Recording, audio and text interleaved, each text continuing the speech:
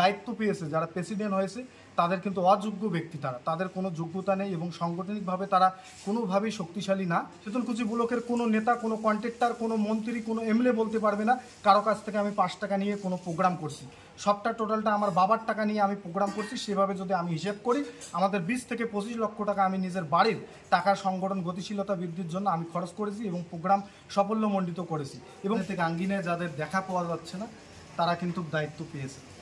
সেই জন্যই আমাদের খুব প্রকাশ, আমরা মনে করি টোটালটা এটা সম্ভবত টাকার বিনিময় এবং তাদের 5 গোলামদের দায়িত্ব দিয়েছে। গত 6ই আগস্ট শীতলকুচি ব্লক তৃণমূল ছাত্র পরিষদের ব্লক কমিটি ঘোষণা হয়েছে। কমিটিতে জায়গা পেয়েছে Shahanur Alam Liton president, vice president বাবু খন্দকার ও প্রতিব্রত গুহ। জেনারেল সেক্রেটারির দায়িত্ব পেয়েছেন মমিনুর ইসলাম। এদিন কমিটির ঘোষণার পরপরই শীতলকুচির বেশ কিছু ছাত্রনেতা জেলা সভাপতি অনির্বাণ সরকারের উপর সোশ্যাল মিডিয়ায় পোস্ট করে ক্ষোভ প্রকাশ করেছেন। এই ঘটনাকে ঘিরে চাপানোত্তর সৃষ্টি হয়েছে। যদিও বিষয়টি নজর দেন শীতলকুচি ব্লক তৃণমূল কংগ্রেসের সভাপতি তপন কুমার গুহ। তিনি এই পোস্ট রুখতে ময়দানে নামেন। মাসুম আক্তার সোশ্যাল মিডিয়া ও হোয়াটসঅ্যাপ স্ট্যাটাসে ক্ষোভ প্রকাশ করে পোস্ট করেন ছাত্র সংগঠনের জেলা সভাপতির বিরুদ্ধে।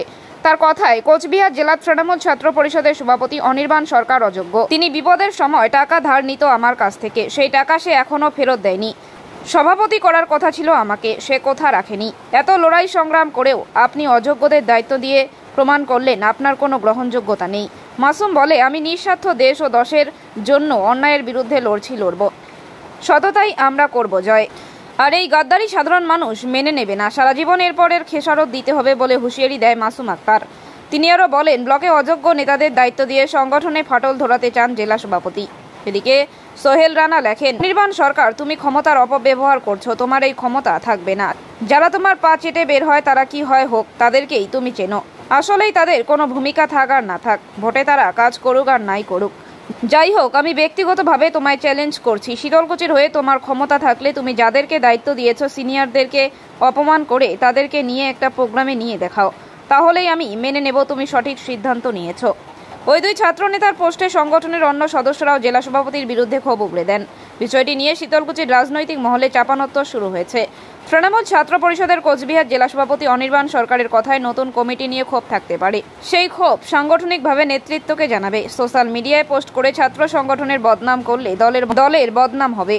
নতুন কমিটিগুলো এলাকার বিধায়ক, ব্লক সভাপতি, সাংসদের কাছ থেকে সুপারিশ ও জেলা সভাপতির অনুমতি নিয়েই ঘোষণা হয়েছে।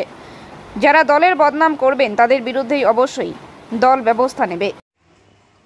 বিষয়টা আগাগোড়া থেকে সমস্ত শিক্ষিত ছাত্র যুব সমাজ জানে। আমরা শীতলকুচি ব্লকে প্রতিটা বুথে, অঞ্চলে এবং আমরা কলেজ লেভেলে যেভাবে শিক্ষার প্রগতি, সংঘবন্ধু জীবন, দেশপ্রেমের পতাকা নিয়ে আমরা রাজনীতিটা করি। আমরা কুচবিহার জেলায় প্রতিটা কর্মসূচি যেখানে আমাদের দল ডাকেছে, আমাদেরকে যে নির্দেশ দিয়েছে, সেটা কিন্তু আমরা স্বস্ফূর্তভাবে পালন করেছি। পালন করার পাশাপাশি আমরা গত 2022 সাল এবং 23 সালে 28শে আগস্ট তৃণমূল ছাত্র পরিষদের প্রতিষ্ঠা দিবস উপলক্ষে আমরা বিশাল জনজোয়ার নিয়ে গান্ধী মূর্তির পাদদেশে কলকাতায় আমরা উপস্থিত হয়েছি। সেখানে রাজ্য সভাপতি তিনাঙ্কুর ভট্টাচার্য নিজেই আমাদেরকে প্রথম স্থান দিয়েছে। আমরা যেভাবে জনজোয়ার নিয়ে সেখানে গিয়েছি, কিন্তু আমাদের জনক ঘটনা এবং এটা এমন একটা ঘটনা ঘটেছে, সেটা শিক্ষিত ছাত্র যুব সমাজ এবং দলের যারা একনিষ্ঠ কর্মী তারা জীবনও মেনে নিতে পারে না। যারা দায়িত্ব পেয়েছে, যারা প্রেসিডেন্ট হয়েছে, তাদের কিন্তু অযোগ্য ব্যক্তি, তাদের কোনো যোগ্যতা নেই এবং সাংগঠনিকভাবে তারা কোনোভাবেই শক্তিশালী না। আমরা সংগঠন করি, আমরা বুথ থেকে, মানুষের মন থেকে আমরা রাজনীতিটা করি, আমরা মানুষের সমর্থন নিয়ে রাজনীতিটা করি। আমাদের যোগ্যতা থাকার পরও আমাদেরকে বঞ্চিত করা হয়েছে। সেই জন্যই আমাদের খুব প্রকাশ। আমরা রিকোয়েস্ট করব খুব শীঘ্রই এই কমিটি ভেঙে নতুন করে আমাদেরকে এবং আমাদের দলীয় সহযোদ্ধাদেরকে দায়িত্ব দিয়ে দলের গতিশীলতা বৃদ্ধি করা হোক এবং দলের সংগঠন শক্তিশালী করার লক্ষ্যে আমাদেরকে দায়িত্ব দেওয়া হোক। বরাবরই সবাই জানি আমরা গত 5 বছর ধরে রাজনীতিটা করি। বিশেষ করে আমরা ছাত্র সংগঠনটা করি, তৃণমূল কংগ্রেসের একটা শাখা সংগঠন। আমরা 5 বছরে প্রতিটা কর্মসূচি আমাদের মাসে প্রায় 10 থেকে 15টা করে কর্মসূচি ছিল। ইলেকশন থেকে শুরু করে পঞ্চায়েত নির্বাচন, বিধানসভা নির্বাচন, লোকসভা নির্বাচন এবং বিভিন্ন ধরনের কর্মকাণ্ড, যেটা আমাদের রাজনৈতিক প্রোগ্রাম ছিল। প্রতিটা টাকা শীতলকুচি ব্লকের কোনো নেতা, কোনো কন্ট্রাক্টর, কোনো মন্ত্রী, কোনো এমএলএ বলতে পারবে না কারো কাছ থেকে আমি 5 টাকা নিয়ে কোনো প্রোগ্রাম করছি।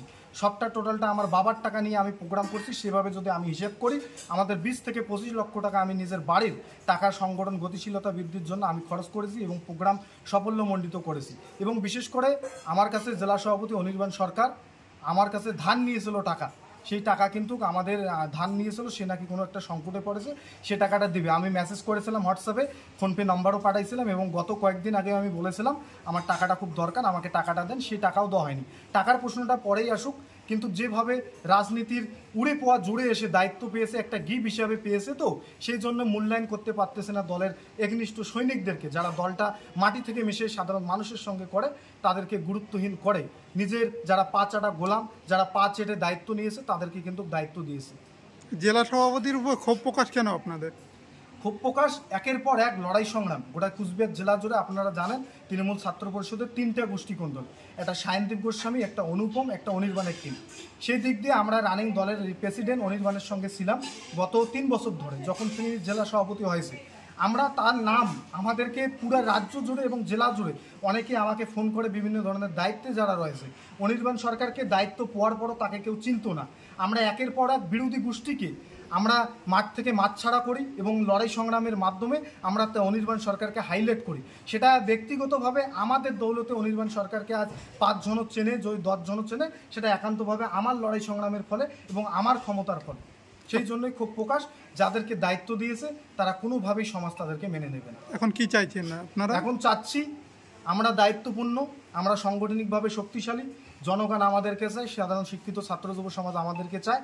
আমরা সবাদের বিপদে আপদে থেকে আমরা রাজনীতিটা করি, সেই জন্য আমরা দায়িত্ব আমাদের হাতে নিতে চাই। কেন আমরা সমাজ পরিবর্তন করার আমরা একটা প্রতিশ্রুতি নিয়েছি।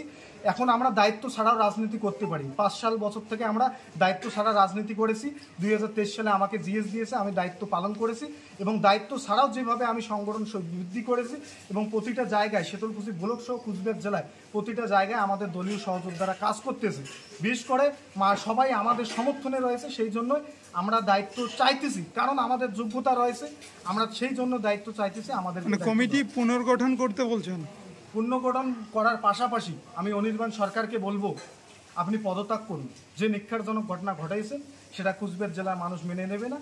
হয়তো আপনি এটা কোনো এক লোভের কারণে করেছেন, সেটা কিন্তু আপনার অনেক ভুল হয়েছে, সেটা আপনি আগামী দিনে এর জন্য আপনার অনেকটাই ক্ষতিগ্রস্ত হবেন এবং দলের সংগঠন যে নষ্ট করার আপনাদের একটা প্রয়াস চক্রান্ত সেটা করেছেন, সেটা সাধারণ মানুষ বুঝে গেছে। বিষয়টা যাকে গত কয়েকদিন ধরে, কয়েক মাস ধরে মাঠে দেখা যাচ্ছে না, রাজনৈতিক আঙ্গিনায় যাদের দেখা পাওয়া যাচ্ছে না, তারা কিন্তু দায়িত্ব পেয়েছে। সেই জন্যই আমাদের খুব প্রকাশ। আমরা মনে করি টোটালটা এটা সম্ভবত টাকার বিনিময় এবং তাদের 5 আটা গোলামদের দায়িত্ব দিয়েছে। এটা লিটন সহ।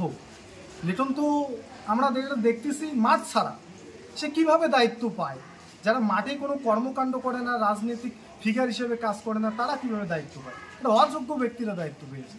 তাদের পদ দিল সম্ভবত টাকার বিনিময়ে, 5 আটা গোলাম তাদের পা চেটে তাদের পা ধরে দায়িত্ব নিয়েছে, সেই জন্য হয়তো দিল। কি নাম আপনার? আমার নাম মাসুম আক্তার।